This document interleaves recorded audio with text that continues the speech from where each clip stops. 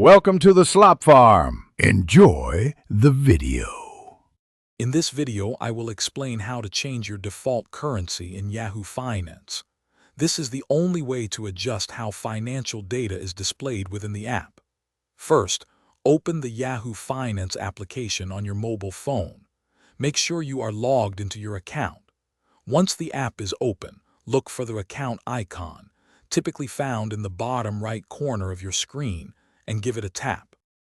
After tapping the account icon, a menu will appear. From this menu, you'll want to tap on Settings, which is usually positioned near the top. Within the Settings menu, scroll down a bit until you find the option labeled Regions and Currencies. This is where all the magic happens for adjusting your currency preferences within the application. Now you have two main options. You can either tap on Market Region and select a country, which will automatically set the currency. Or, for more control, toggle off the Set News Region and Default Currency based on Market Region option.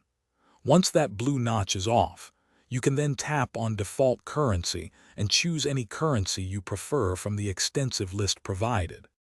After making your selection, whether by Market Region or manual choice, simply tap on the currency you wish to use. For example, if you chose Euro, all values will now appear in Euros.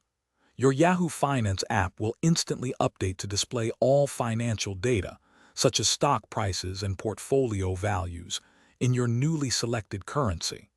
It's that straightforward to personalize your financial view. Thanks for watching. Consider subscribing if we helped you today.